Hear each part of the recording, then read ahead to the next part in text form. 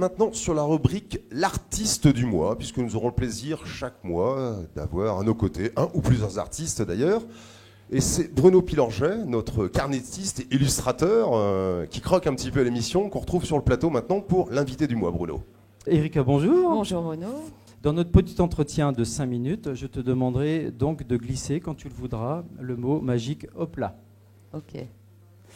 Erika, tu es autodidacte. Enfant, dessinais-tu? Oui, j'ai toujours dessiné. À mes heures perdues, d'ailleurs, maman a gardé pas mal de dessins. Et puis j'ai aussi beaucoup...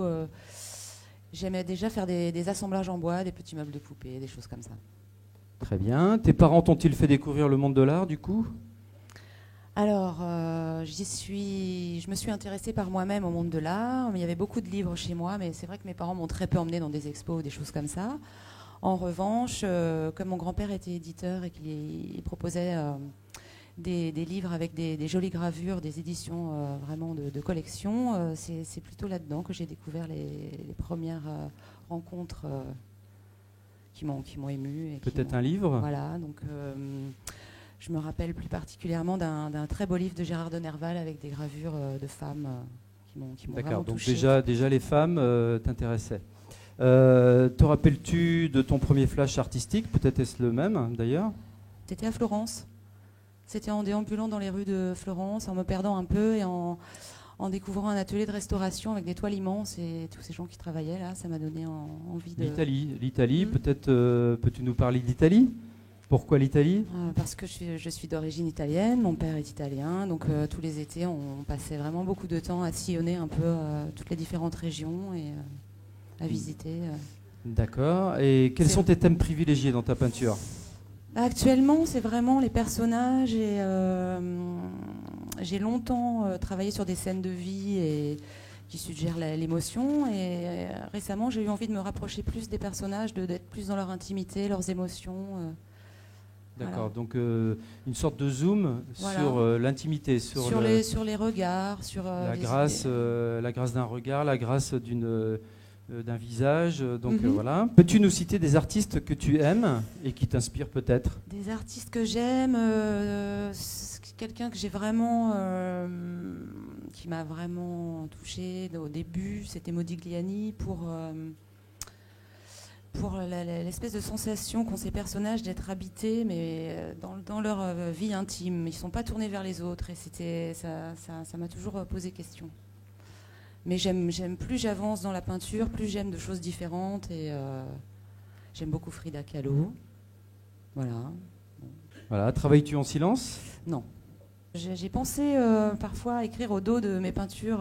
Toute cette série a été écrite sur tel album parce que c'est vraiment important, je trouve. Alors j'ai une amie qui peint en écoutant France Info à fond, mais chacun son truc. J'espère qu'elle peindra en écoutant Hop L'actu bientôt.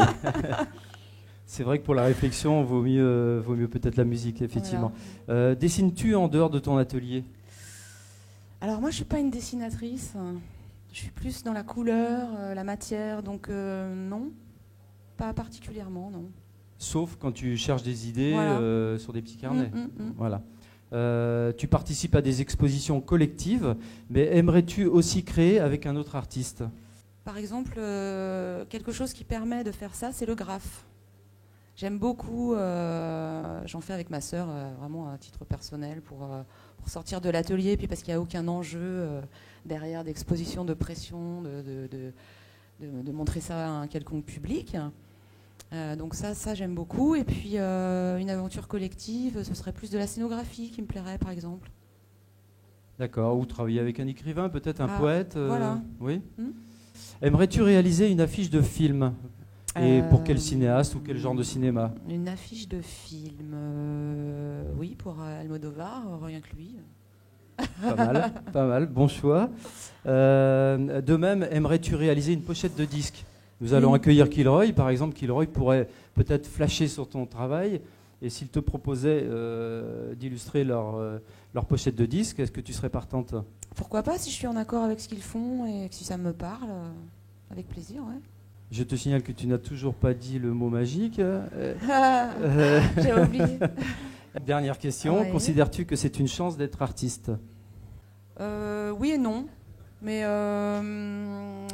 quand les gens vous disent, ça m'énerve un peu, vous avez la chance de faire ce métier, j'ai envie de leur dire qu'on s'est donné la chance de le faire et que c'est pas toujours été simple, mais c'est une évidence. C'est donc lié à la question d'avant. Donc voilà, il faut y croire, tout simplement. Il faut être prêt au plat, en fait. Ah ouais, bravo.